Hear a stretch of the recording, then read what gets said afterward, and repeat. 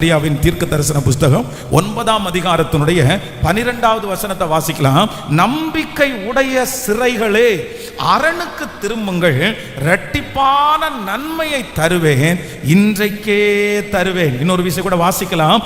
நம்பிக்கை உடைய சிறைகளே அரணுக்கு திரும்புங்கள், இரட்டிப்பான நன்மையை தருவேன், இன்றைக்கே தருவேன்.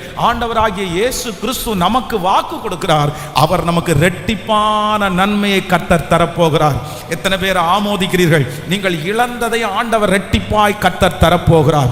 யோபுனுடைய முன்னிலைமையை காட்டிலும் அவனுடைய பின்னிலைமையை 2 மடங்கு ஆசீர்வதித்த கர்த்தர் நீங்கள் இப்பொழுது இருக்கிற நிலைமையை காட்டிலும் கர்த்தர் அடுத்து 1 மடங்கு இந்த ஆண்டு முடிகிறதற்குள்ளே கர்த்தர் அடுத்த ஒரு ஆசீர்வாதத்தை கர்த்தர் தரப்போகிறார். இரட்டிப்பான நன்மை உங்களுக்கு வரப்போகிறது. நீங்கள் இழந்தது உங்களுக்கு இரட்டிப்பாய் கிடைக்க போகிறது. எத்தனை பேர் ஆமோதிக்கிறீர்கள்? நீங்கள் உங்களுடைய கை விட்டு போனதை ஆண்டவர் 2 மடங்கு ஆண்டவர் தரப்போகிறார். நீங்கள் ஏசேக்கு என்கிற ஒன்றை இழந்திருக்கலாம், சித்னா என்கிற ஒன்றை இழந்திருக்கலாம். ஆனால் கர்த்தர் 2 மடங்கு பெருக பண்ணுகிற ஒரு ரகபோத்தை நிச்சயமாய் ஆண்டவர் தருகிறவர். நல்ல கரங்களை தட்டி இரட்டிப்பான நன்மை, இரட்டிப்பான நன்மை, இழந்த ஒரு சந்தோஷத்தை கர்த்தர் 2 மடங்கு திரும்ப தரப்போகிறார். இழந்து போன ஒரு குழந்தைக்கு பதிலாய் ஆண்டவர் குழந்தைகளை கொடுத்து 2 குழந்தைகளை கொடுத்து உங்களை ஆசீர்வதிக்கிறதற்கு கர்த்தர் வல்லவர். நம்முடைய ஆண்டவர் வாக்கு கொடுக்கிறார். நம்பிக்கை உடைய சிறைகளே அரணுக்கு திரும்புங்கள். இந்த வசனத்தை சகரியா எழுதும் போது அந்த ஜனங்களுடைய சூழ்நிலை எல்லாம் ரொம்ப மோசமானதா இருக்குது. அப்படின்னா தங்களுடைய தேசம் சிறையாக்கப்பட்டு நிறைய வாலிபர்கள் பிடித்து கொண்டு போகப்பட்டு அங்கங்க பாத்தீங்க அப்படின்னு சொன்னா சுட்டரிச்சிட்டு போனதுனால தேசத்துல பஞ்சம் இருக்குது, தேசத்துல சமாதானம் இல்லை, தங்களுக்கு நேசிச்சவங்க யாருமே இல்லை, எல்லாமே டவுன் ஆகி சாப்பிடுறதுக்கு கூட வழி இல்லாம அப்படிப்பட்ட ஒரு சூழ்நிலையிலே சிறையாக்கப்பட்டிருந்தார்கள். அப்பொழுதுதான் ஆண்டவருடைய வார்த்தை வருது. இவ்வளவும் நடந்தும் இங்க ஒரு கூட்டம் இருக்குது. எந்த கூட்டம் இருக்கு அப்படின்னு சொன்னா நம்புற ஒரு கூட்டம் இருக்குது. திரும்ப நான் எழும்புவேன் நம்புற ஒரு கூட்டம் இருக்குது. திரும்ப இந்த இஸ்ரவேல் கட்டப்படுன்ற ஒரு கூட்டம் இருக்குது. திரும்பவும் நாங்கெல்லாம் ஃபேமிலியோட வாழ்வோன்ற ஒரு கூட்டம் இருக்குது. அவர்களை பார்த்து தான் தீர்க்க தரிசனத்தை உரைக்கிறார். நம்பிக்கை உடைய சிறைகளே நீங்கள் அரணுக்கு திரும்புங்கள், இரட்டிப்பான நன்மையை தருவேன், இன்றைக்கே தருவேன். இன்னைக்கு இஸ்ரேல் அமெரிக்கா அகைன் இவங்க எல்லாரும் இவங்க 2 பேரும் ஃபர்ஸ்ட் சேர்ந்துட்டு ஈரான் அப்படின்ற ஒரு நாட்டை அட்டாக் பண்ணாங்க. இப்போ சமீப காலமாக யுத்தம் நடக்கிறதுனால நம்ம நிறைய பேருக்கு இந்த கேஸ் எல்லாம் ரொம்ப ப்ராப்ளம் இப்போ நிறைய பொருட்கள் விலைவாசி ஜாஸ்தியாகி ரொம்ப சிரமப்பட்டு இருப்போம். நம்ம மட்டும் இல்லை, நம்ம கொஞ்சம் சிரமப்படுறோம். ஆனால் இந்தியாவுக்கு வெளியில் பார்த்தீங்க அப்படின்னா சில நாடுகள் ரொம்ப கஷ்டப்படுறாங்க. அங்கே இருக்கிற ஜனங்கள் ரொம்ப கஷ்டப்படுறாங்க. ஐயோ, கடந்த நாட்களிலே துபாய் இந்த ஓமான்ல இருந்து ஒரு பிரதர் ஒன்று வந்தாங்க, வெளிநாட்டிலேருந்து வந்திருக்கிறாங்க. சாரி, இந்த ஓமான் பக்கத்தில் அந்த யூஏ கண்ட்ரிலேருந்து ஒருத்தர் வந்திருக்கிறாரு. அவர் 30 நாட்கள் தூங்கலையாமா. அவருக்கு தங்கி இருக்கிற இடத்துக்கு பக்கத்தில் பார்த்தீங்க அப்படின்னா அந்த குண்டு போய் விழுறது அந்த சத்தத்தோடு அவங்க கேட்டு மன அளவில் ரொம்ப பாதிக்கப்பட்டார். அவருடைய கண்ணை திறக்கவே முடியல. 2.5 லட்சம் ரூபாய் செலவு பண்ணி அவர் கோயம்புத்தூருக்கு லேண்ட் ஆன அப்படின்னு சொன்னார். அப்போ நிறைய பேர் அதில் கஷ்டப்படுறாரு. ஆனால் அதில் முக்கியமாக இருக்கிற ஒரு நாடு என்ன அப்படின்னா இஸ்ரேல். இந்த இஸ்ரேல் இன்னைக்கு ஈரான் அப்படிப்பட்ட நாடுகளுக்கு முன்னாடி நாங்க யுத்தம் பண்ண வர்றோம், எங்களால யுத்தம் பண்ண முடியும்னு சொல்றாங்க. ஆனா இந்த வசனத்தை ஆவியானவர் இந்த வசனத்தை தீர்க்க தரிசனம் உரைக்கும் போது அந்த நாடு எப்படி இருந்துச்சு அப்படின்னு சொன்னா கட்டப்படாத நாடா இருந்துச்சு. மறுபடியும் ஒன்று சேரவே முடியாதுன்ற அளவிற்கு யூதர்கள் எல்லாரும் பல பக்கமாய் சிதறப்பட்டார்கள். அந்த நாடே இல்லாம போயிடுச்சு. அந்த நாட்டில் யாருமே இருக்கல. திரும்ப இஸ்ரேல் அப்படின்ற ஒண்ணு மேப்புக்குள்ள வரும்னு யாருமே நினைக்கல. ஆனா இங்க தீர்க்கதரிசி உரைக்கிறார். அந்த தேசத்துல ஒருத்தங்க இருக்காங்க. யாருன்னா நம்பிக்கை உடைய சிறைகளே நீங்கள் அரணுக்கு திரும்புங்கள், மறுபடியும் உன் வீடு கட்டப்படும், நான் விழுந்து போன தாவீதின் கூடாரத்தை திரும்ப எடுப்பித்து கட்டுவேன், உன்னுடைய திறப்புகளை நான் அடைப்பேன், உன் சன்னதி உருவாகும், அந்த சன்னதி தேசத்துக்கு அச்சத்தை உண்டு பண்ற அளவிற்கு நான் உன்னை நடத்துவேன்னு சொன்ன அந்த வார்த்தை இந்த வசனத்துல நிறைவேறுகிறது. நம்பிக்கை உடைய சிறைகளை அரணுக்கு திரும்புங்கள், இரட்டிப்பான நன்மையை தருவேன், இன்றைக்கே தருவேன். உங்க நம்பிக்கை கர்த்தர் ஹானர் பண்றாரு. உங்க நம்பிக்கையின்படி நடக்கும். நீங்கள் விசுவாசித்த அந்த காரியத்தை கர்த்தர் செய்ய வல்லவர். நம்புறவங்க நல்ல கரங்களை தட்டி இவ்வளவு சூழ்நிலையிலே இருந்தும் இவ்வளவு அவமானத்திலே இருந்தும், இவ்வளவு பாடுகளுக்குள்ளே இருந்தும், இத்தனை பேர் பேசியும் இன்றும் உங்களுக்குள்ளே சிலருக்குள்ள நம்பிக்கை இருக்கிறது. சொந்தங்கள் அத்தனை பேசியும் உங்களுக்குள்ள ஒரு நம்பிக்கை இருக்குது. என்னைக்காவது ஆண்டவர் உங்களை எடுப்பார், என்றைக்காவது ஆண்டவர் என்னை தூக்கி விடுவார் என்கிற நம்பிக்கை இருக்கிறது. உங்களை பார்த்து தான் கர்த்தர் வாக்கு கொடுக்கிறார். நம்பிக்கை உடைய சிறைகளே, அரணுக்கு திரும்புங்கள், இரட்டிப்பான நன்மையை. ஆமே, நான் விசுவாசிக்கிறேன். அந்த நம்பிக்கை உடைய சிறைகளாய் ஆண்டவர் மாற்றுகிறவர். ஆமென். அப்போ இந்த நம்பிக்கை, இந்த சூழ்நிலையிலையும் அவங்களுக்கு நம்பிக்கை இருக்குன்னா, அவங்களுடைய மனசை அவங்க என்ன பண்ணலைன்னா, அவங்க ஒரு நாளும் விடவே இல்லை. வேதத்தில் 38 வருடமாய் வியாதியாய் இருக்கிற ஒரு மனுஷனை குறித்து நம்ம வேதத்தில் வாசிக்கிறோம். அந்த மனுஷனை குறித்து பெதஸ்தா என்கிற ஒரு குளத்தின் கரையிலே அந்த மனுஷன் படுத்து கிடக்கிறான். நீங்கள் யோவான் எழுதின சுவிசேஷம் 5ஆம் அதிகாரத்தினுடைய நீங்க 1வது வசனத்திலிருந்து வாசிச்சீங்கன்னா அதனுடைய ஃபுல் ஸ்டோரியும் தெரியும். வாசிக்கலாம். யோவான் எழுதின சுவிசேஷம் 5ஆம் அதிகாரம் 1வது வசனம். இவைகளுக்கு பின்பு யூதருடைய பண்டிகை ஒன்று வந்தது. அப்பொழுது இயேசு எருசலேமிற்கு போனார். எபிரேய பாஷையிலே பெதஸ்தா எனப்பட்ட ஒரு குளம் எருசலேமின் ஆட்டு வாசல் அருகே இருக்கிறது. அதற்கு 5 மண்டபங்களும், அவைகளிலே குருடர், சப்பானிகள், சூம்பின உறுப்புடையவர்கள் முதலான வியாதிக்காரர் அநேகர் படுத்திருந்து தண்ணீர் எப்பொழுது கலக்கும் என்று காத்து கொண்டிருப்பார்கள். ஏனெனில் சில சமயங்களிலே தேவதூதன் ஒருவன் அந்த குளத்தில் இறங்கி தண்ணீரை கலக்குவான். தண்ணீர் கலங்கின பின்பு யார் முந்தி அதில் இறங்குவானோ அவன் எப்பேற்பட்ட வியாதிஸ்தனா இருந்தாலும் சொஸ்தமாவான். 38 வருஷம் வியாதி கொண்டிருந்த ஒரு மனுஷன் அங்கே இருந்தான். படுத்திருந்த அவனை இயேசு கண்டு அவன் வெகு காலமாய் வியாதிஸ்தன் என்று அறிந்து அவனை நோக்கி, சொஸ்தமாக வேண்டும் என்று விரும்புகிறாயா என்று கேட்டார். அதற்கு அந்த வியாதிஸ்தன், ஆண்டவரே, தண்ணீர் கலக்கப்படும் போது என்னை குளத்தில் கொண்டு போய் விடுவதற்கு ஒருவரும் இல்லை. நான் போகிறதற்குள்ளே வேறொருவன் எனக்கு முந்தி இறங்கி விடுகிறான் என்றார். நல்லா கவனிச்சுங்க ஆண்டவருடைய பிள்ளைகளே. இந்த இடத்துல பெதஸ்தான்ற ஒரு குளம் இருக்குது. ஆனா இந்த பெதஸ்தா குளத்துக்கு பெரிய ரூல்ஸ் அண்ட் ரெகுலேஷன் எல்லாம் ஒண்ணுமே இல்லை. முன்னாடி வர்றவங்களுக்கு தான் சீட்டு, பின்னாடி வர்றவங்களுக்கு கிடையாது. லைனா நில்லுங்க, டோக்கனை வாங்கிருங்க, அந்த டோக்கன் பிரகாரமா தான் விட முடியும். டோக்கன் பெறவங்க ஃபர்ஸ்ட் குதிக்கலாம். இந்த மாதிரி எந்த ரூல்ஸ் அண்ட் ரெகுலேஷனும் அங்க இல்லை.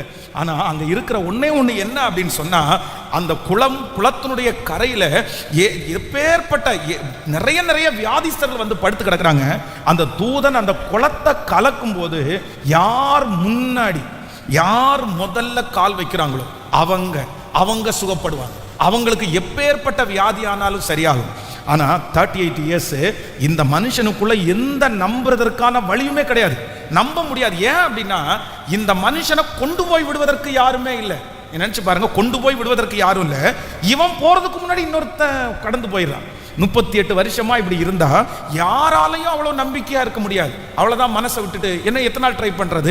நம்ம இத்தனை வருஷமா இனி இருந்து என்ன பண்ண போறோம்? நம்மளால முடியாத ஒண்ணு நம்ம எதுக்கு கொண்டிருக்கிறோம்? ஆனா 38 வருடமாய் மனசையே விடாம என்னைக்காவது ஒரு நாள் ஒரு அற்புதம் தனக்கு உண்டாகும் என்று நம்பிக்கையோட காத்திருந்த அந்த மனுஷனை தேடி அருள்நாதர் இயேசு வருவாரானால், நான் விசுவாசிக்கிறேன், உங்க மனசை மட்டும் விடாதீங்க.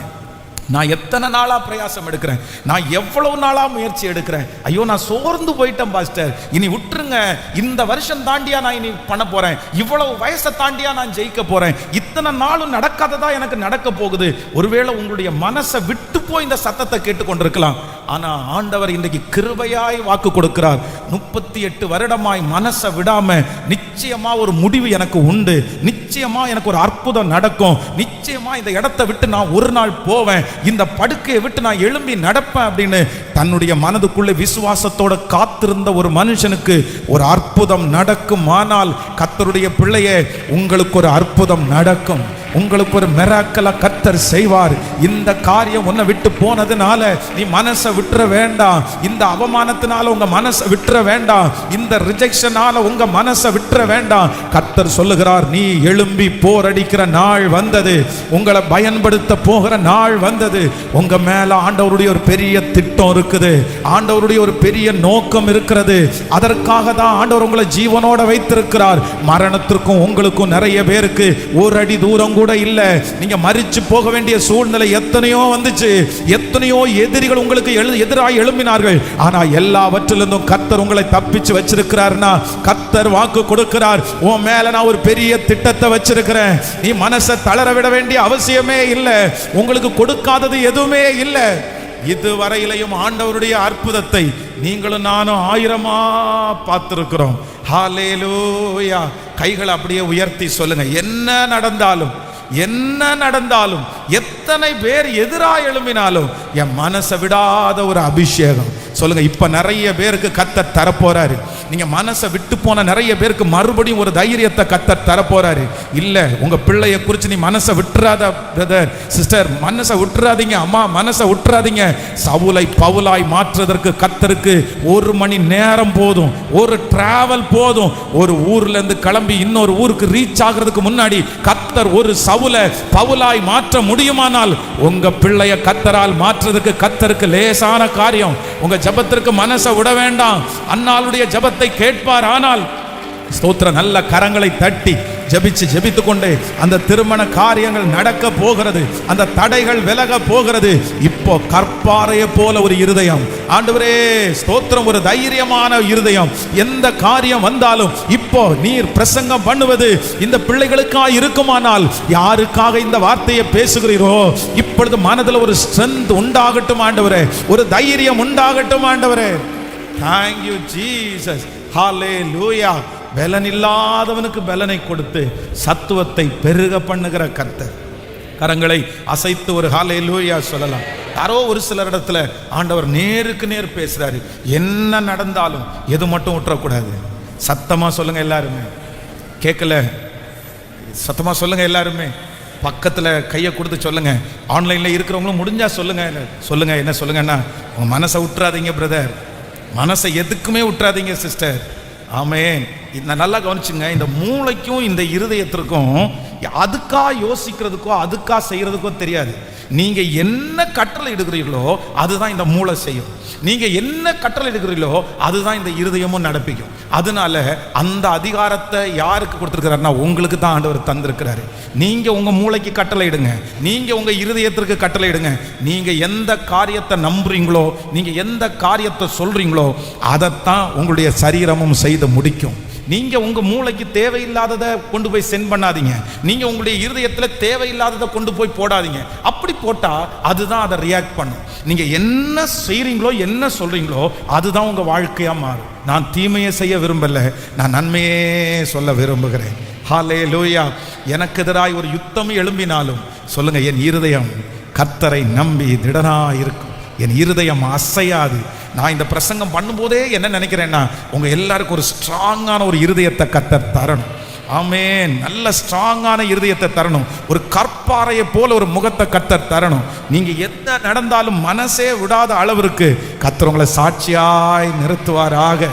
ஜெபிக்கிற எத்தனை பேர் ஜபத்தோட கேட்குறீங்க சொல்லுங்க. நான் மனசை, வாலிப தம்பி, நீ மனசே விடாத. நீ எதுக்கு மனசு விடுற? ஆண்டவர் இன்னும் உன்னை கொண்டு நிறைய செய்ய வல்லவர். ஹல்லேலூயா. இந்த வேதத்தில் இந்த வசனத்தை நான் தியானிக்கும் போது ஒரு 3 காரியத்தை நான் இன்னைக்கு தியானிச்சேன். அப்படின்னா, வேதத்தில் ரொம்ப மனசு விட்டு போய், மனசு விட்டா என்ன வரும்னு நினைக்கிறீங்க? மனசு விடுறவங்க கடைசியில் என்ன சொல்லுவாங்க? வேற ஒன்றும் சொல்ல மாட்டாங்க. நான் என்ன சொல்றேன்னா, நான் சாகிறேன்னு, செத்துறேன், நான் எதுக்கு உயிரோடு இருக்கிறேன். மனசை விடுறவங்க நிறைய பேர் இந்த தற்கொலை பண்ணணும்னு சொல்றாங்க பாருங்களேன். நான் செத்தா நல்லா இருக்கும்னு சொல்றவங்க யார் அப்படின்னா, மனசை விட்டவங்க தான் அப்படி சொல்லுவாங்க.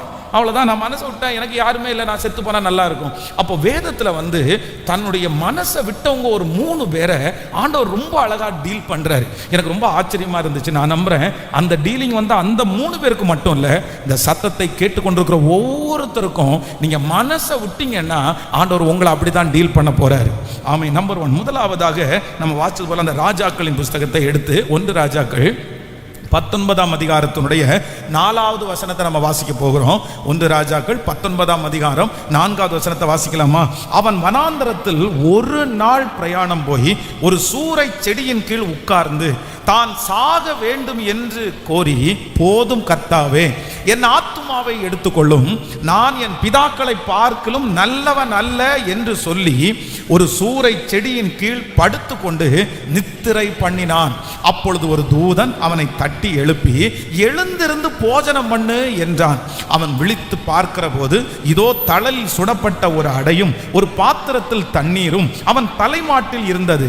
அப்பொழுது அவன் புசித்து குடித்து திரும்ப படுத்து கொண்டான். கர்த்தருடைய தூதன் திரும்ப இரண்டாம் விசை வந்து அவனை தட்டி எழுப்பி, எழுந்திருந்து போஜனம் பண்ணு, நீ பண்ண வேண்டிய பிரயாணம் வெகு தூரம் என்றான். கர்த்தருடைய பிள்ளைகளே, இந்த இடத்துல வந்து யார் இந்த இடத்துல மனசை விட்டது அப்படின்னா, ஒரு சின்ன ஆள் கிடையாது, ஒரு சாதாரணமான ஆள் கிடையாது. இந்த ஊர்லயே இந்த நாட்டிலேயே மிகப்பெரிய தீர்க்கதரிசியா இருக்கிற மனுஷன் தான் மனுஷன் விட்டாரு. அப்படின்னா இவர் வந்து தன்னுடைய உடன் ஊழியர் கேட்கிறாரு, நீர் எடுத்துக்கொள்ளப்படும் போது நான் வந்து உம்முடைய ஆவி எனக்கு ரெட்டிப்பா வேணும்னு கேட்கும்போது, ரெட்டிப்பா தர்றேன், நான் எடுத்துக்கொள்ளப்படும் போது நீ என்னை கண்டால் அந்த ரெட்டிப்பான ஆசீர்வாதம் கிடைக்கும். அப்போ அவர் எடுத்துக்கொள்ளப்படும் போது அவருடைய தோல்ல இருந்து விழுந்த சால்வை, அந்த சால்வையை எடுத்து அடிச்சா அப்படியே யோர்தான் ரெண்டாக பிரியுது. அவ்வளவு பெரிய பவர்ஃபுல் மேன். இந்த எலிசா தீர்க்கதரிசி அவனுடைய எலும்புக்கு மேல ஒரு டெட் பாடியை போடுறாங்க, அவன் உயிரோட எழும்புறான். அந்த அளவுக்கு ஒரு பவர்ஃபுல்லான பர்சன் யார் அப்படின்னா இந்த தீர்க்கதரிசி. ஆனா வார்த்தையை கேட்டு சூழ்நிலை வித்தியாசமானதுனால இவருக்குள்ளேயே என்ன வருது அப்படின்னு சொன்னா, அவ்வளவுதான், நான் வந்து ரொம்ப மோசமான காரியத்தை நான் மனசை விட்டுட்டேன். ஏன் ஆண்டவரே நீர் இப்படி அனுமதிச்சீங்க? எதுக்கு ஆண்டவரே நீங்க என்னை அனுமதிச்சீங்க? ஒரு காலத்துல நான் சவால் விட்டேன்ல, ஒரு காலத்துல நான் எதிர்த்து பேசினேன் இல்ல. இந்த சத்தத்தை கேட்கிற நீங்க வந்து ஒருவேளை இந்த தீர்க்கதரிசியை போல மனசை விட்டுருக்கலாம். பாஸ்டர், என் சொந்தக்காரங்களுக்கு நிறைய பேருக்கு ஆண்டவரை பற்றி நான் சொல்லும் போது வைராக்கியமா நான் சொன்னேன், என் வாழ்க்கையை பார்த்து நீ மாறுவ, என்ன ஆண்டவர் பயன்படுத்துறதை பார்த்து நீ மாறுவ. நீங்க சவால் விட்டு இருக்கலாம், ஒரு காலத்துல உங்களுடைய ஜெபத்துல சவால் இருந்திருக்கலாம். உங்க சொந்தக்காரங்க யாரை குறித்து நீ கவலைப்படாம இயேசு பெரியவர் என்கிறத நீங்க அடிச்சு சொல்லி இருக்கலாம். ஆனா இந்த தீர்க்கதரிசியினுடைய வாழ்க்கையில திடீர்னு ஒரு மாற்றம் வருது. ஒரு சோதனையினுடைய காலம், யாராரோ பேசுறாங்க, எங்கிருந்தெல்லாமோ மிரட்டல் வருது. அந்த மிரட்டலை கேட்டு பயந்து போய் ஒளிஞ்சு ஒரு சூறை செடியில படுத்து கிடக்கும் போது ரொம்ப சோர்ந்துட்டாரு, ரொம்ப மனசை விட்டுட்டாரு. வேணாண்டவரே, இனி எதுக்கு ஆண்டவரே நான் வாழ்றேன், இனி எதுக்கு ஆண்டவரே நான் உயிரோட இருக்கிறேன், அவங்களுக்கு முன்னாடி நான் என்ன சொல்லுவேன்? அந்த ஏசபேல் வந்து என்னை கொன்னுட்டாங்க அப்படின்னு சொன்னா, இதோ இவன் ஆண்டவர் மேல நம்பிக்கையா இருந்தா, ரொம்ப பைபிள் தூக்கிட்டு போனா, ஜெபம் பண்ணுனா, அந்த ஆண்டவர் என்னை கைவிட்டாரா? அங்க தீர்க்கதரிசிக்கு சொன்னா இவங்க என்ன ஆச்சு? எல்லாரும் பேசுவாங்களே, என்னை எடுத்துக்கொள்ளும், அவ என்னை கொல்றதுக்கு முன்னாடி நீ என்னை எடுத்துக்கொள்ளும். அப்பதான் ஆண்டவர் சொல்றாரு, நீ பண்ண வேண்டிய பிரயாணம் வெகு தூரம், நீ பண்ண வேண்டிய பிரயாணம் வெகு தூரம். மனசு விட்டு போய் இனி வாழவே வேண்டான்னு நினைச்ச தீர்க்கதரிசியை பார்த்து கர்த்தர் வாக்கு கொடுக்கிறார், உனக்கு ஒரு பிரயாணத்தை வச்சிருக்கிறேன், உனக்கு ஒரு பிரயாணத்தை வச்சிருக்கிறேன். நீ டிராவல் பண்ண வேண்டிய பிள்ளை, நீ டிராவல் பண்ணணும். நீ பல இடங்களுக்கு நான் உன்னை கொண்டு போவேன், பலருக்கு முன்னாடி உன்னை நான் சாட்சியா நிறுத்துவேன். உன் பிரயாணம் இதோட முடிஞ்சு போகல, உன் பிரயாணம் இன்னையோட முடிஞ்சு போகல. இந்த வருஷத்தோட உன்னுடைய பிரயாணம் முற்றுப்புள்ளி வைக்கப்படல. உன்னை கொண்டு நான் செய்ய போகிறது, உன்னை கூட்டி கொண்டு போகிற பாதை, உன்னை கூட்டி கொண்டு போகிற இடம் கொஞ்சம் இடம் இல்லை. கர்த்தர் வாக்கு கொடுக்கிறார், நீ பண்ண வேண்டிய பிரயாணம் வெகு தூரம், நீ பண்ண வேண்டிய பிரயாணம் வெகு தூரம். இந்த சத்தத்தை கேட்டுக்கொண்டிருக்கிற யாரோ ஒருத்தர் உங்க வாழ்க்கை முடிஞ்சு போச்சுன்னு நீங்க நினைச்சிருக்கிறீங்க. ஆமே, நான் மனசை விட்டுட்டேன், இதுக்கு மேல நான் எழும்ப மாட்டேன், இதுக்கு மேல யாரும் என்னை எழும்புறதற்கு அனுமதிக்காதீங்க, போதும்னு சொல்லலாம். ஆனா கர்த்தர் வாக்கு கொடுக்கிறார், இல்ல, கர்த்தர் வாக்கு கொடுக்கிறார், நீ போக வேண்டிய தூரம் வெகு தூரம். நம்புறவங்க கரங்களை தட்டி முழு பலத்தோடு, நீ போக வேண்டிய தூரம் வெகு தூரம், நீ பண்ண வேண்டிய பிரயாணம் இன்னும் நிறைய இருக்குது. ஹல்லேலூயா. கர்த்தர் உங்களுடைய ஓட்டத்தை ஆண்டவர் நியமிக்கிறார். ஆமென். நீங்க போதும்னு நினைப்பீங்க, நீங்க இதுக்கு மேல இல்லைன்னு நினைப்பீங்க, அவ்வளவுதான் நினைப்பீங்க. ஆனா ஆண்டவர் என்ன சொல்றாருன்னா, நீ பண்ண வேண்டிய பிரயாணம் வெகு தூரம், நீ பண்ண வேண்டிய பிரயாணம் வெகு தூரம், வெகு தூரம். நான் தீர்க்க தரிசனமா நான் நம்புறேன், மனசு விட்டு போன நிறைய பேர் இதுலயே நீங்கள் ஸ்ட்ரகிள் ஆகி நின்றுவீங்க. இதுக்கு மேல அவ்வளவுதான் அப்படின்னு நினைச்சு நீங்க அந்த இடத்துல உட்கார்ந்துட்டீங்க. இதுக்கு மேல உங்களுக்கு போகிறதற்கு எந்த வழியுமே இல்லை. எல்லா வாசல்களும் உங்களுக்கு அடைக்கப்பட்டு கிடக்கிறது. உங்க மனசை சுத்தமா நீங்க விட்டுறீங்க. கண்ணை திறந்து பார்த்தா எதுவுமே உங்களுக்கு தெரியல. ஆனா ஆண்டவர் மட்டும் உங்களை பார்த்து தட்டி கொடுத்து வாக்கு கொடுக்கிறாரு. இன்றைக்கு இந்த ஊழியக்காரன் மூலமாய் கர்த்தர் பேசி கொண்டிருக்கிறாரு. உன்னுடைய ஓட்டம் கொஞ்ச தூரம் இல்ல மகனே, மகளே, உன்னுடைய ஓட்டம் கொஞ்ச தூரம் இல்ல. வீட்டுல ஒண்ணும் இல்லாம படுத்து கிடக்கிற அந்த பிள்ளை ஓட வேண்டிய ஓட்டம் பெரிய ஓட்டம் இருக்கிறது. உடைய கணவனார் ஓட வேண்டிய ஓட்டம் பெரிய ஓட்டம் இருக்கிறது. உங்க குடும்பம் ஓட வேண்டிய ஓட்டம் பெரிய ஓட்டம் இருக்கிறது. நல்ல கரங்களை தட்டி அந்த ஆவியானுடைய மகிமை, இந்த ஆவியானுடைய மகிமை, அந்த ஆவியானுடைய மகிமை அன்றைக்கு தீர்க்கதரிசிக்கு கர்த்தர் ஆமென் அந்த போஜனத்தை கொடுத்து அந்த பரிசுத்த ஆவியானவராகிய தண்ணீரை ஊற்றினது போல வார்த்தையும் அபிஷேகத்தையும் கர்த்தர் உங்களுக்கு தரப்போகிறார். இல்ல இதோட ஸ்ட்ரகிள் ஆகாது, இதோட நிற்காது. இந்த நதி இதோடு நிற்க போவது இல்லை. இந்த நதி, இந்த ஆறு இதோட நிற்க போகிறது இல்லை. கர்த்தர் சொல்லுகிறார், உன்னை வெகு தூரம் நான் கொண்டு போகுவேன், உன்னை வெகு தூரம் நான் கொண்டு போவேன். ஹல்லேலூயா. அப்படியே மனசு விட்டவங்களுக்கு ஏசப்பா சொல்லுகிற முதல் வார்த்தை என்ன அப்படின்னா, நீ பண்ண வேண்டிய பிரயாணம் வெகு தூரம். நீ பண்ண வேண்டிய பிரயாணம், சொல்லுங்க சத்தமா, நீ பண்ண வேண்டிய பிரயாணம் வெகு தூரம். நான் மனசு விடக்கூடாது. ஏன் நான் மனசு விடக்கூடாது? ஏன் நான் மனசு விடக்கூடாது? என்னுடைய பிரயாணத்தில் எதுவுமே இல்லை, எனக்கு போகிறதுக்கு பலனே இல்லை. ஆண்டவர் சொல்கிறார், அதை குறித்து கவலைப்பட வேண்டியதில்லை. ஒன்று ஆண்டவர் உங்களை நடத்தி கூட்டிகிட்டு போவார், இல்லைன்னா கர்த்தர் உங்களை பறக்க வச்சு கூட்டிகிட்டு போவார். எத்தனை பேர் ஆமோதிக்கிறீர்கள்? நீங்க நடக்கிறதுக்கு பலன் இருக்கிற வரைக்கும் நீங்க நடந்து போவீங்க. நீங்க நடக்கிறதுக்கு பலன் இல்லாத போது தூதர்கள் தங்கள் கைகளிலே ஏந்தி கொண்டு சுமந்து கொண்டு, ஆவியானவர் உங்களை சுமந்து கொண்டு, நம்புறவங்க ஆமென் ஹல்லேலூயா. என்னை சுமந்து கொண்டு போகிறவர் கர்த்தர், என்னை நடத்துகிறவர் கர்த்தர். ஹல்லேலூயா. கைகளை உயர்த்தி ஒரு ஹல்லேலூயா சொல்லலாம். ஆமென். நாம் ஆராதிக்கிற ஆண்டவர் பெரிய தேவன். 2003 2003வது வருஷம், 2003 இன்னைக்கு வந்து 2026 2003வது வருஷம் நான் வந்து ஒரு பாஸ்டருக்கு வந்து அசிஸ்டன்ட் பாஸ்டராக இருந்தேன். பைபிள் காலேஜில் வார்டன் ப்ளஸ் வந்து அந்த பைபிள் காலேஜோட சேர்ந்து இருக்கிற சர்ச்சில் அசிஸ்டன்ட் பாஸ்டராக இருந்தேன்.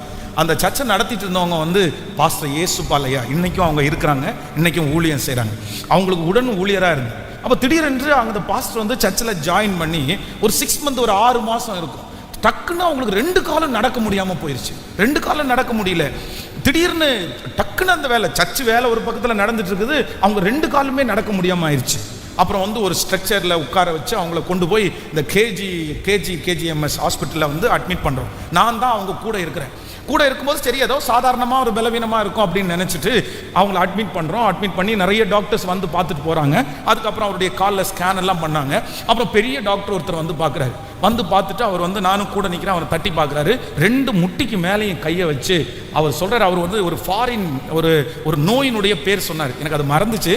அது ஒரு நோயினுடைய பேர் சொல்லி, உங்களுக்கு இந்த 2 முட்டியுமே கலண்டுருச்சு, அதில் உள்ள இருக்கிற வந்து அந்த லிக்விட் மாதிரி ஒன்று இருக்கும், அதுதான் அந்த பாலை சுற்றி சுற்றி போக பண்ணும். அந்த லிக்விட் ஃபுல்லாகவே வந்து உறிஞ்சு அது ஃபுல்லாக ட்ரை ஆயிடுச்சு. அதனால உங்களுக்கு 2 காலுமே ஆப்ரேஷன் பண்ணணும். ஸோ ஆப்ரேஷன் பண்ணி முடிச்சதற்கு பிற்பாடு நீங்கள் நடப்பீங்களா இல்லையான்றது வந்து எங்களுக்கு தெரியாது.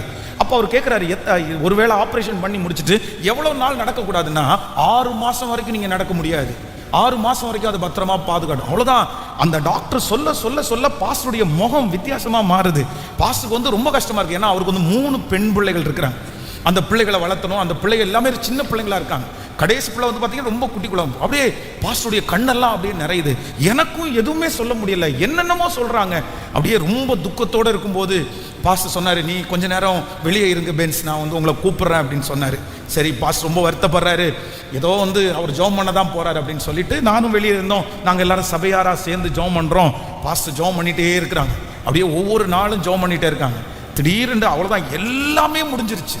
அவர் இன்னும் திரும்பி எப்படி ஊழியம் செய்வோம், எப்படி அந்த ஊழியத்தை நடத்துவோம், எல்லா வாசல்களும் அடைக்கப்பட்டது மாதிரி இருக்கு. அந்த சர்ச்சே கண்ணீர் விடுது. பாஸ்டர், ஃபேமிலி எல்லாருமே ரொம்ப துக்கத்தில் இருக்கிறோம். ஆனால் திடீரென்று ஒரு 6-7 நாட்கள் இருக்கும். முடிஞ்ச உடனே அந்த டாக்டர் வந்து திரும்ப ஒரு டைம் டெஸ்ட் பண்ணுறாங்க. டெஸ்ட் பண்ணும்போது அவங்க சொல்கிறாங்க, என்ன சொல்கிறாங்கன்னு தெரியுமா? சார், அன்னைக்கு செக் பண்ணும்போது அப்படி இருந்துச்சு, ஆனால் இப்போ அப்படியே மாறிடுச்சு. என்ன நடந்துச்சுன்னு எனக்கு தெரியல. பரவாயில்ல, உங்களுக்கு கம்ப்ளீட்டாக நார்மல் ஆகும். நீங்கள் கொஞ்சம் அந்த மாத்திரையை மட்டும் சாப்பிட்டு நீங்கள் கொஞ்சம் ரெஸ்ட் எடுத்துட்டீங்கன்னா போதும் அப்படின்னு சொல்லி இன்னைக்கு பாருங்க 2003 இன்னைக்கு 2026 இத்தனை இயர் அந்த இடத்துல அந்த தேவ மனுஷன் ஊழியம் செஞ்சுட்டு தான் இருக்காரு. என் கண்ணுக்கு முன்னாடி ஊழியம் செஞ்சுட்டு தான் இருக்கிறாரு. அவர் போக வேண்டிய தூரம் சின்ன தூரம் அல்ல, அவர் போக வேண்டிய தூரம் வெகு தூரம். மகனே, உன் மனசை விட்டுறாத. வாலிப தம்பி, உன் மனசை விட்டுறாத. வாலிப தங்கச்சி, உனக்கு மனசை விட்டுறாத. பரிசுத்தவான்களுக்கு வராத பிரச்சனை உனக்கு வரல, நீதிமான்களுக்கு வராத பிரச்சனை உனக்கு வரல, ஆண்டவருடைய பிள்ளைகளுக்கு வராத பிரச்சனை உனக்கு வரல. இதுவரையிலும் யாரும் கடக்க முடியாத பாதையெல்லாம் நீ கடக்கல. மேகம் போன்ற திரளான சாட்சிகள் அந்த பாதையை கடந்திருக்காங்க. நமக்கு முன்னாடி நடந்த பரிசுத்தவான்கள் எத்தனையோ பேருக்கு இதை விட பெரிய பெரிய சூழ்நிலைகள் வந்த போதிலும் அவங்க மனசு சோர்ந்து போகவே இல்லை. அவர்களுக்குள்ள ஒரு பெரிய நம்பிக்கை இருந்துச்சு. நாம் போக வேண்டிய தூரம் சின்ன தூரம் இல்லை, நாம் போக வேண்டிய தூரம் வெகு தூரம். இன்றைக்கு வாலிப தம்பி தங்கச்சி உன்னை பார்த்து ஆண்டவர் சொல்றாரு, பிரதர் சிஸ்டர் உங்களை பார்த்து சொல்றாரு, உங்களுடைய தூரம் இன்னும் வெகு தூரம். ஆண்டவர் வெகு தூரம் உன்னை பிரயாணம் பண்ண கொண்டு போக போகிறார். நீ வெகு தூரத்திற்கு சாட்சியாய் மாற போகிறீர்கள். உங்களுடைய சின்ன தூரம் அல்ல, கர்த்தர் உங்களை நடத்தி கொண்டு போகிற பாதை. நீங்கள் நடக்கிற இடமெல்லாம் கர்த்தருக்கு சொந்தமாகும். நீ கால் மிதிக்கிற இடம் கர்த்தருக்கு சொந்தமாகும். நீ கால் எடுத்து வைக்கிற அந்த காரியம் நடக்கும். ஆமென். இந்த சூழ்நிலை சீக்கிரமாய் முடிவிற்கு வரும். இந்த அவமானம் சீக்கிரமாய் முடிவிற்கு வரும். இந்த கண்ணீர் சீக்கிரமாய் முடிவிற்கு வரும். ஓ ஹalleluya. இந்த குறைவு சீக்கிரமாய் முடிவிற்கு வரும். ஆவியானவர் நேருக்கு நேர் பேசிக் கொண்டிருக்கிறார். உன் மனசை விட்டுறாத, உன் மனசை விட்டுறாத. ஒரு பெரிய வாழ்க்கை உனக்கு முன்பாக காத்து கொண்டிருக்கிறது. ஒரு பெரிய பிரயாணம் உனக்கு முன்பாய் காத்து கொண்டிருக்கிறது. நீ அதை இழக்கணும்னு சத்துரு நினைக்கிறான். ஆனா கர்த்தர் உன்னை விடக்கூடாது என்கிற ஒரு நோக்கத்திற்காக தான் இன்றைக்கு உங்களோடு பேசிக் கொண்டிருக்கிறார். அந்த பிரயாணத்திற்கு ஆயத்தப்படு, அந்த பிரயாணத்திற்கு ஆயத்தப்படு, அந்த பிரயாணத்திற்கு ஆயத்தப்படு. ஹalleluya.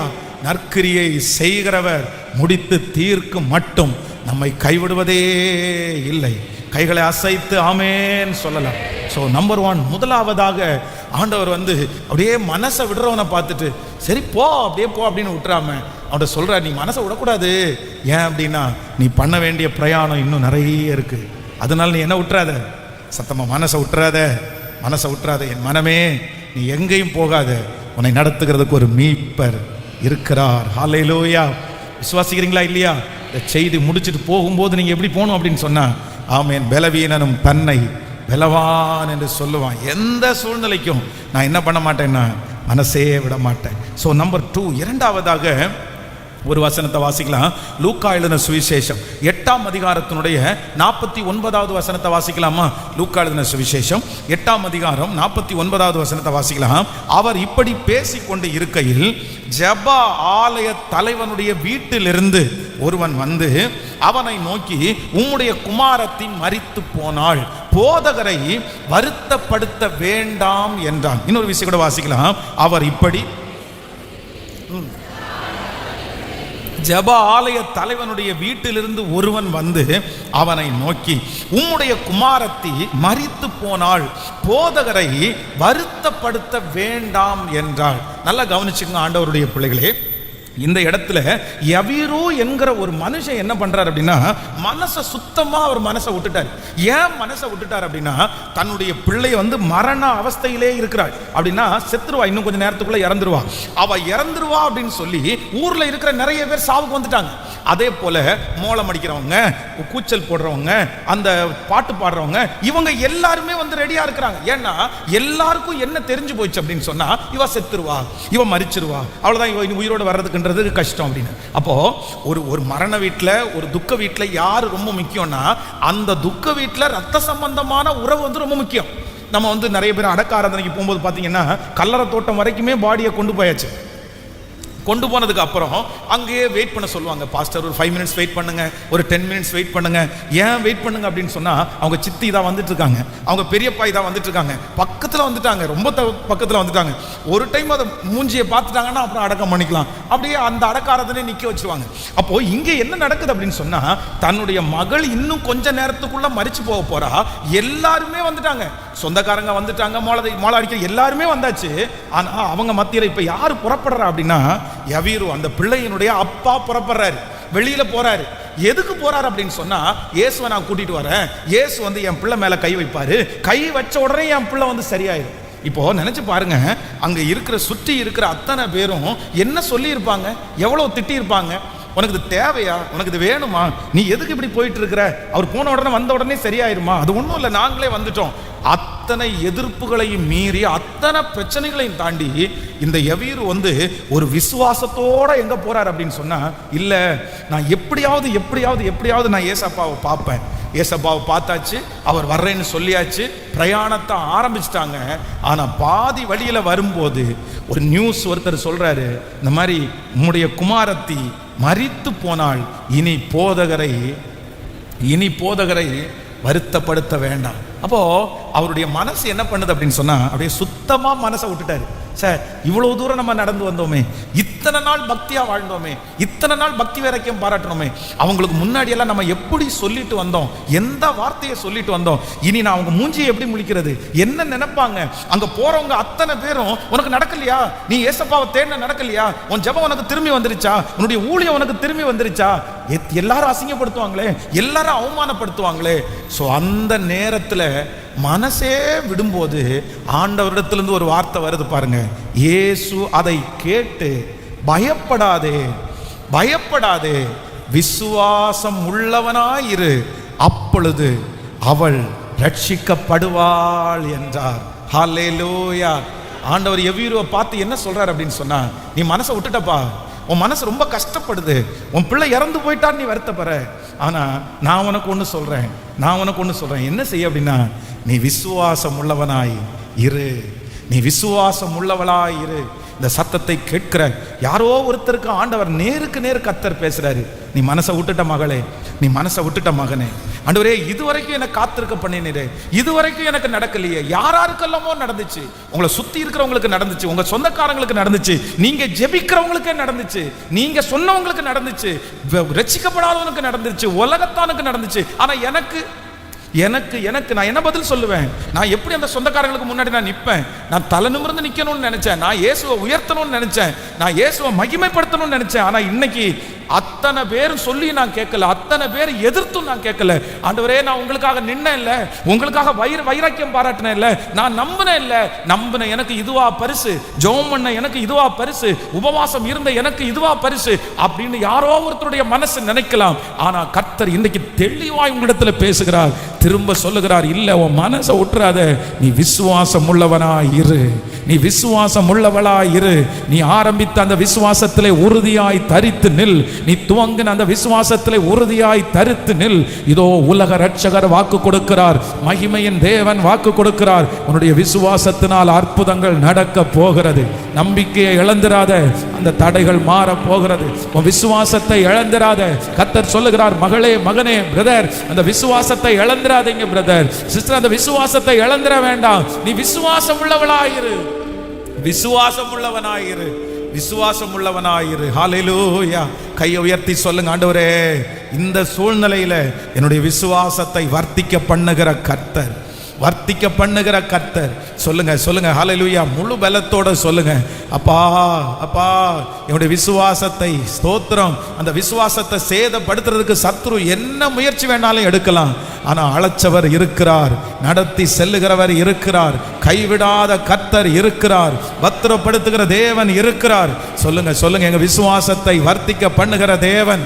முழு பலத்தோடு ஆமே. நான் மனசை விட மாட்டேன், நான் என் பிள்ளைய குறித்து நம்பி இருக்கிற அந்த விசுவாசத்தை நான் விட மாட்டேன், நான் மனசை விடுவது இல்லை, கண்டிப்பா மாறும். என் விசுவாசத்திற்கு கர்த்தர் உயிர் கொடுப்பார்.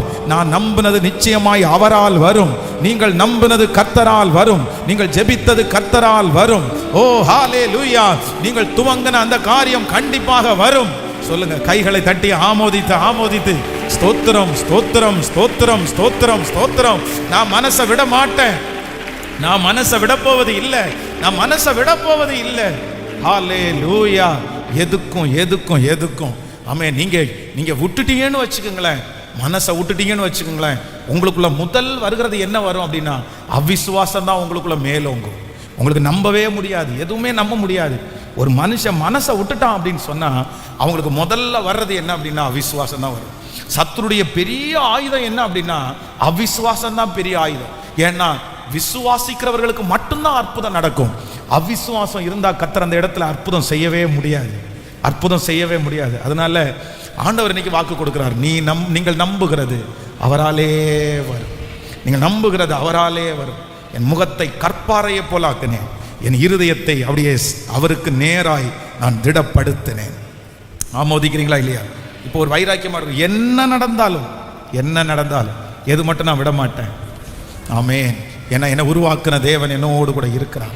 ஸோ நம்பர் 2, இரண்டாவதாக, நம்பர் 1 முதலாவதாக என் மனசு விடும்போது ஆண்டவர் எனக்கு என்ன வார்த்தை கொடுக்குறார் அப்படின்னா, நீ பண்ண வேண்டிய பிரயாணம், நீங்கள் லாங் ட்ராவல் இருக்குது, உங்களுக்கு லாங் ட்ராவல் இருக்குது, பெரிய ஒரு ட்ராவல் உங்களுக்கு இருக்குது.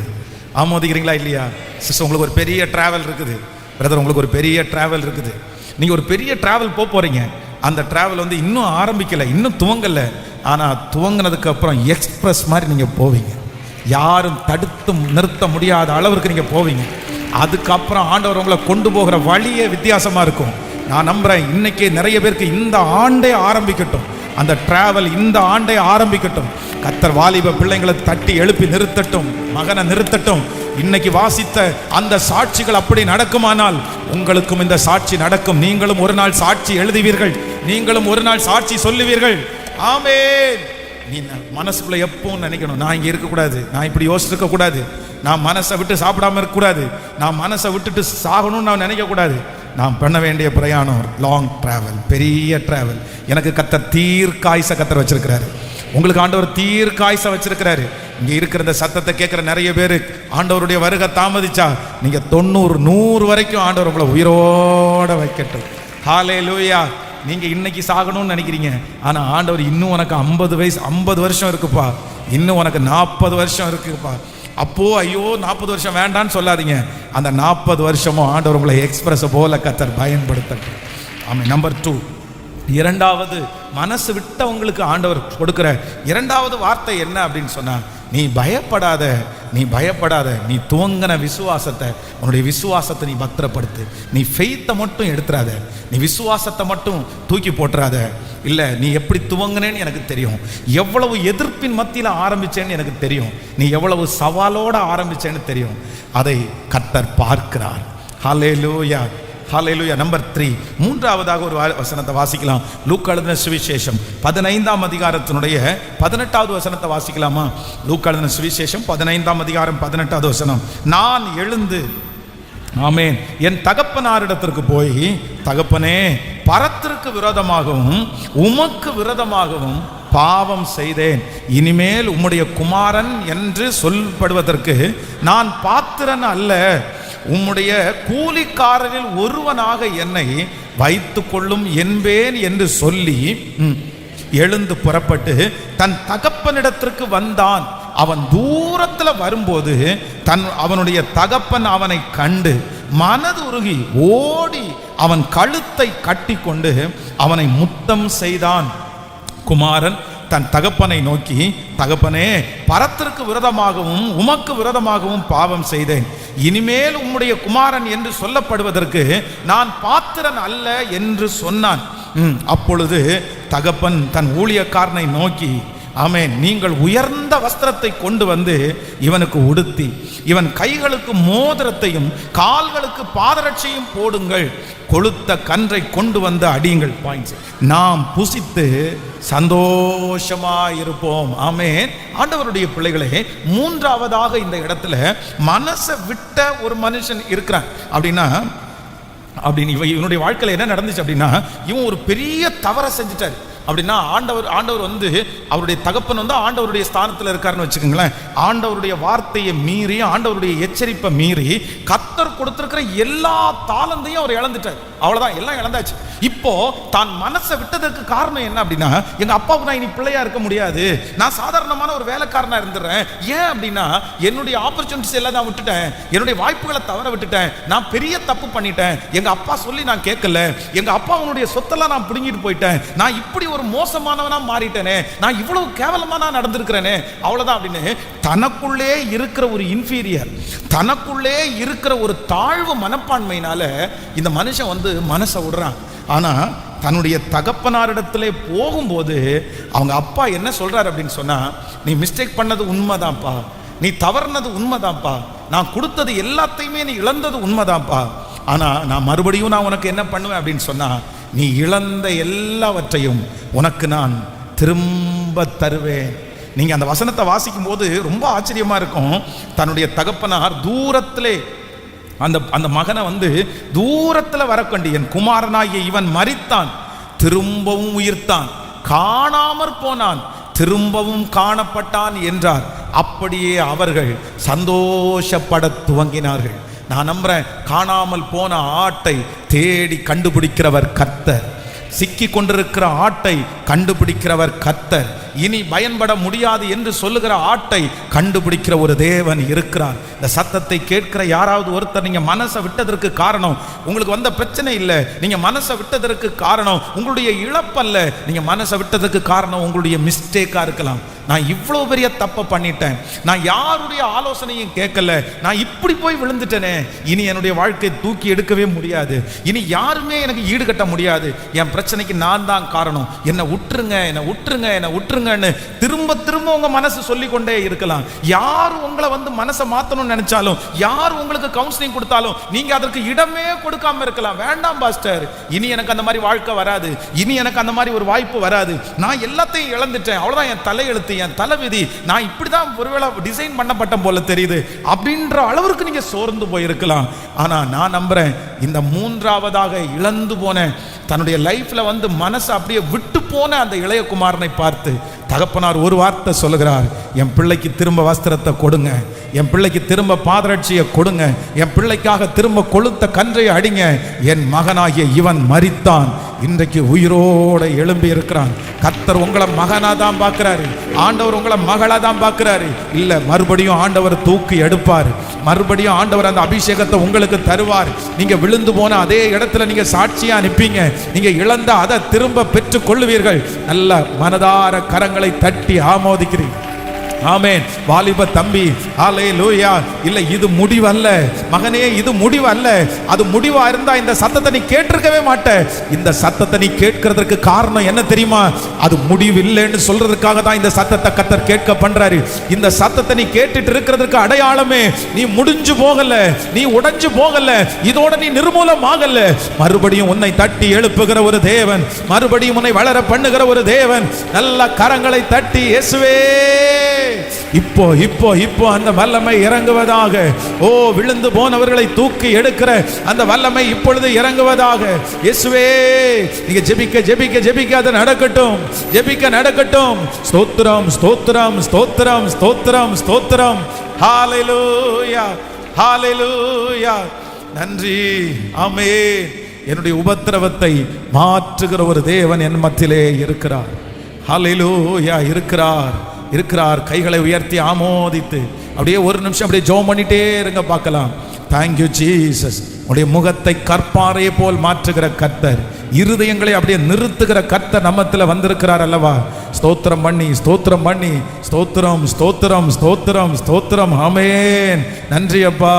அவர் கண்ணீரை காண்கிறவர், அவர் கண்ணீரை காண்கிறவர், அவர் கண்ணீரை காண்கிறவர். அவர் என்னுடைய கண்ணீரை துடைக்கிறதற்கு அவர் வல்லவராய் இருக்கிறார். அவர் ஒரு விடுதலை நாயகனாய் வந்திருக்கிறார். ஸ்தோத்திரம் ஸ்தோத்திரம். விழுந்து போன யார் இருந்தாலும் ஆமென், இப்ப நீங்க ஜெபிங்க சகோதரனே. இல்ல, அம்மா உன்னுடைய வயிற்றுல பிறக்கும் போது ஆண்டவர் உன்னை முன்குறிச்சது உண்மை, மகளே ஆண்டவர் உன்னை முன்குறிச்சது உண்மை. கர்த்தர் சொல்லுகிறார், மறுபடியும் உன்னை எழுப்புவார் ஆண்டவர். நீ கொஞ்சம் இடம் கொடுத்தேன்னா நீ மறுபடியும் எழுப்புவார். இல்ல, நான் இப்படியே போயிடுறேன்னு சொல்றதுக்காக கர்த்தர் அழைக்கல. கர்த்தர் உங்க வாழ்க்கையில ஒரு யூட்டர்னை கர்த்தர் கட்டளையிட போகிறார், ஒரு திசை திருப்பத்தை கர்த்தர் கட்டளையிட போகிறார். அழிவுக்கு நேராய் போய் கொண்டிருந்த ஒன்ன கர்த்தருடைய கரம் இப்பொழுது பிடிச்சு அவருக்கு நேராய் திருப்பி கொண்டு வருகிறது. ஆமென். ஹல்லேலூயா. Thank you Jesus. நன்றி அப்பா, நன்றி நன்றி நன்றி நன்றி அப்பா, நன்றி. கலங்காதே மகனே, கலங்காதே மகளே, கலங்காதே மகனே, கலங்காதே மகளே. Thank you Jesus. சில இடத்துல கர்த்தர் நேருக்கு நேர பேசி கொண்டிருக்கிறது மாதிரி நான் உணர்றேன்.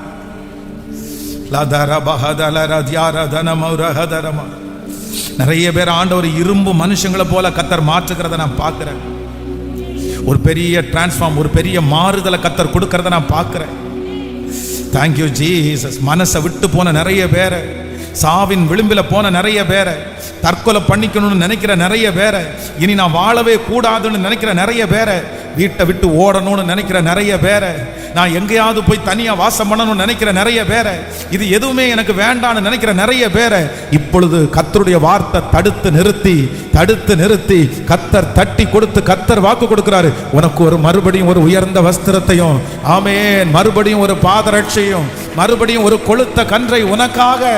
ஹல்லேலூயா. நல்லா ஜெபிக்க பழைய பாட்டு பாடுனது. ஆமென் சொல்லுங்க. அப்பா அப்பா ஸ்தோத்திரம் ஸ்தோத்திரம் ஸ்தோத்திரம் ஸ்தோத்திரம் ஸ்தோத்திரம். ஹல்லேலூயா. கைகளை உயர்த்தி ஒரு ஹல்லேலூயா. ஆமென். ஆண்டவர் மனசு விடுகிற யாரையும் பார்த்து கர்த்தர் அமைதியா இருக்கவே மாட்டார். ஆமென். விசுவாசிக்கிறீங்களா எல்லாரும்?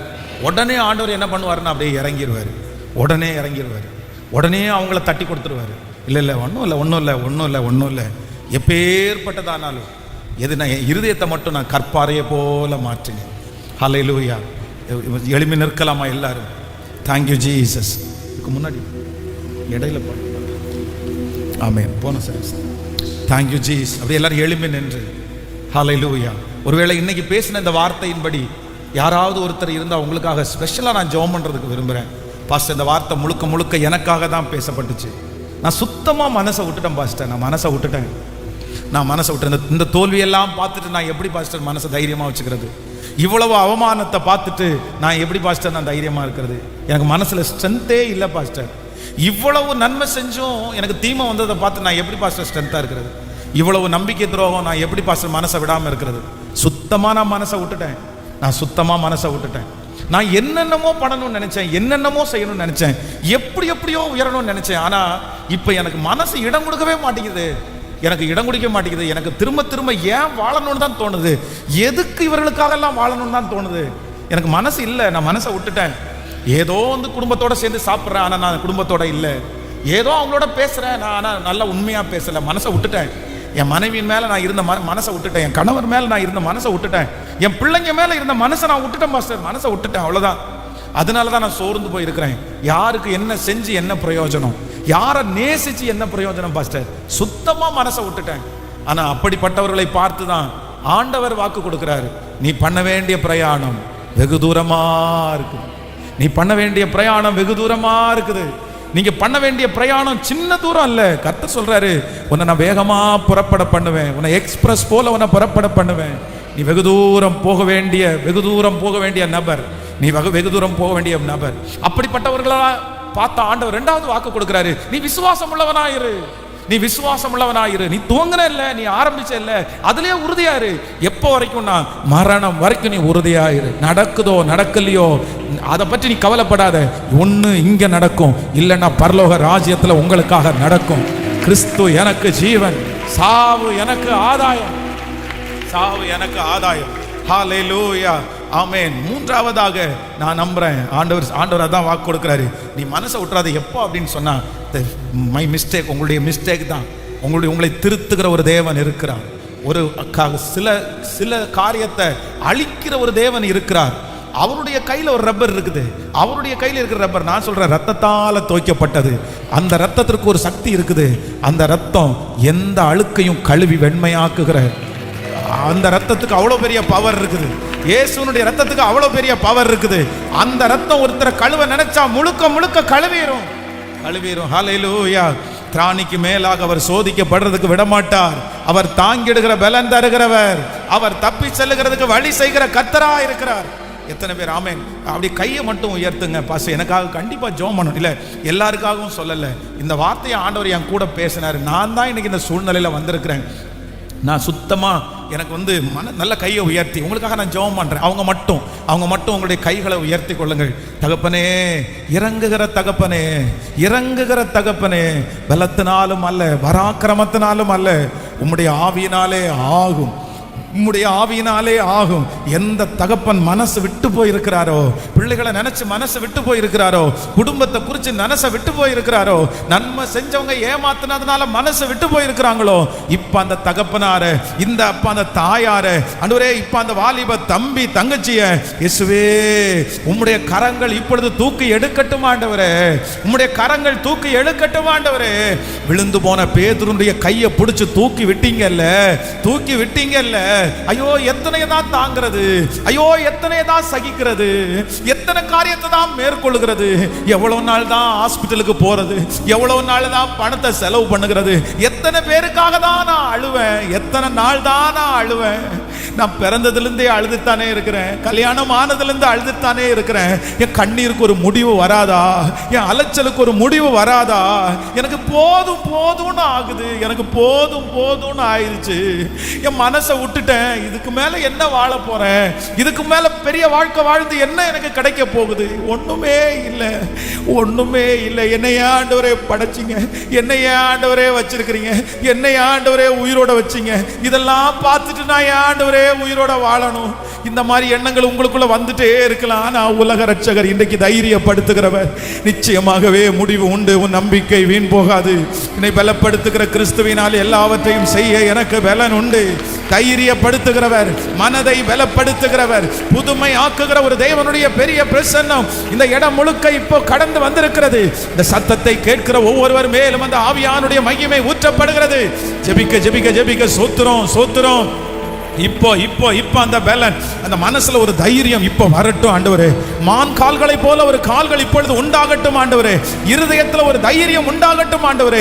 சோர்ந்து போய் மனசு விட்டு போன தாவீதை தைரியப்படுத்தி அந்த தண்டை பின்தொடர், நீ சகலத்தையும் பிடித்து கொள்ளுவாய் அப்படின்னு சொன்ன அந்த வார்த்தை என் மகனுக்கு நேராய், என் மகளுக்கு நேராய். இப்போ இப்போ இப்போ இப்போ இதுவரையிலும் ஓடின ஓட்டம் ஓட்டமே இல்லை, இதுவரையிலும் சம்பாதிச்சது சம்பாத்தியமே இல்லை. இதுக்கு மேல அடுத்த லெவல், அடுத்த படி, அடுத்த ஒரு உயர்வு, அடுத்த ஒரு ஊழியம், அடுத்த ஒரு வெற்றி. ஓ ஹalleluya ஹalleluya.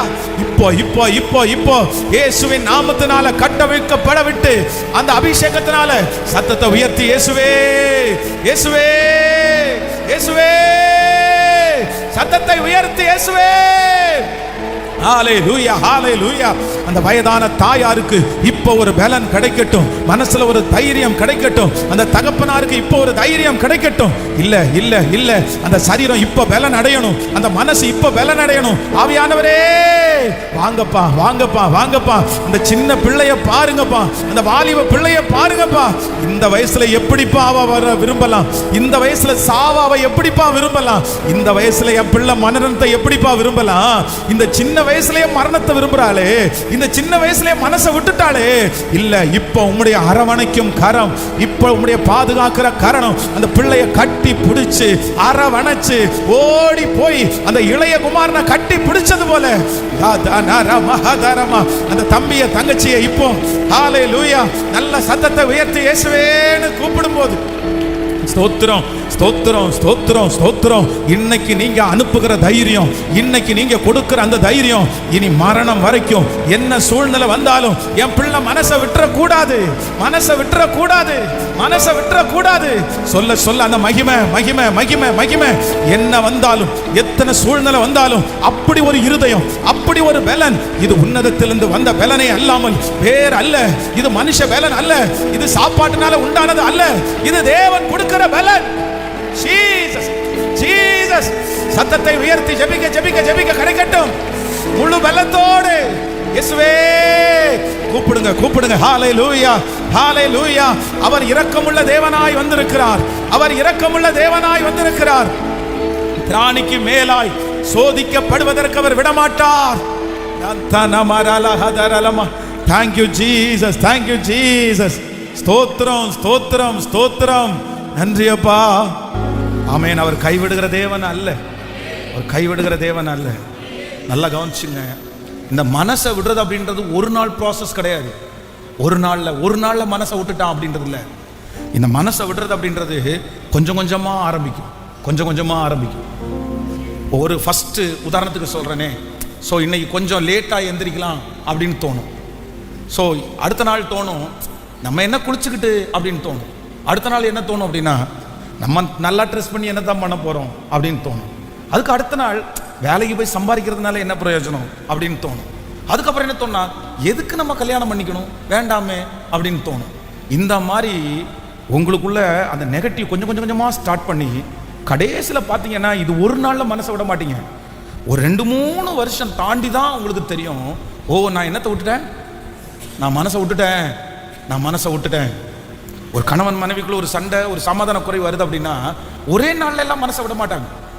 ஓயாம திட்டிட்டு ஓயாம காயப்படுத்தும் போது, அது ரொம்ப வலிக்கும் போது ஒரு நாள் ஃபர்ஸ்ட்ல சரி ஓகே அவங்களுடைய ஃபோனை கட் பண்ணிடலாம் அப்படின்னு தோணும்.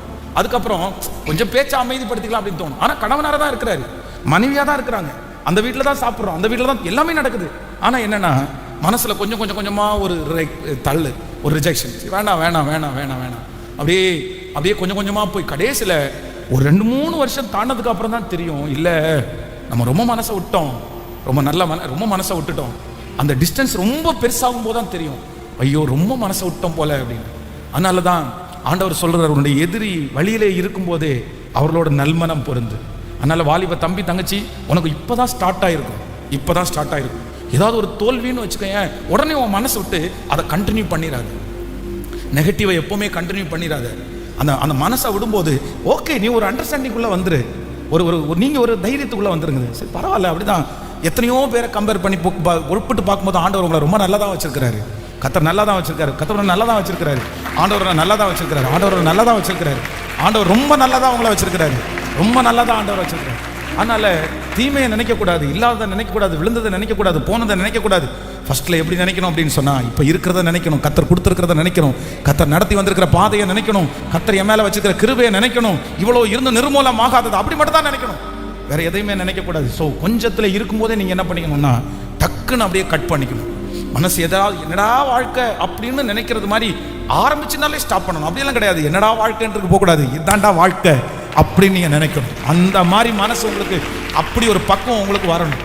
அதுதான் ஆண்டவருக்குள்ள இருக்கிறதுனுடைய பலன். அதை ஸ்டார்ட் பண்ண விட்டீங்க, எலியா மாதிரி சூறை செடியில கொண்டு போய் படுக்க வச்சு எல்லாமே மறந்துருச்சு, அவருக்கு எல்லாமே மறந்துருச்சு. எப்பா நீ யாருப்பா, எவ்வளோ பெரிய ஆளுப்பா, இங்கே வந்து படுத்து கிடக்குற, இல்லை ஆண்டவரே போதும் ஆண்டவரே. அதனால இன்னையிலிருந்து நீங்க பின்னாடி போனவங்க இன்னைக்கு முன்னாடி வர்றதற்கு ஆண்டவர் உங்களுக்கு ஒரு பலன் கர்த்தர் தரப்போறாரு. அல்லேலூயா. எத்தனை பேர் விசுவாசத்தோட தைரியமா இருக்கு, என்ன வந்தாலும் நான் எதை மட்டும் விட மாட்டேன் சொல்லுங்க, நிச்சயமாகவே முடிவு உண்டு. ஸோ ஒருவேளை இந்த கூலிப்பு, இந்த மாதிரி தேவையில்லாத பொருட்கள், மது அடிக்ஷன், இந்த மாதிரி கஞ்சா, இந்த மாதிரி ஏதாவது ஒன்றில் யாராவது ஒருத்தர் அடிக்ஷனாக இருக்கலாம். பாஸ்டர் நான் ரொம்ப தூரத்தில் போயிட்டேன், நான் ரொம்ப அடிக்ட் ஆகிட்டேன், என்னால் வெளியே வர முடியுமான்னு சந்தேகமாக இருக்குது. ஒருவேளை பிள்ளைங்க வேற ஏதாவது ஒரு விஷயத்தில் அப்படி இருக்கலாம். ஆனால் நான் சொல்கிறேன், இன்னைக்கு அதன் நிமித்தமாய் உன் மனசை நீ விட்டுருக்கலாம். அதன் நிமித்தமாய் எங்கள் அப்பாவுக்கு உண்மையாக இருக்க முடியல, எங்கள் அம்மாவுக்கு உண்மையாக இருக்க முடியல, யாருக்குமே என்னால் உண்மையாக இருக்க முடியல. ஆனால் நான் நம்புகிறேன், இன்னைக்கு ஆண்டவருடைய கரம், நீ மனசை விட்டுறாத.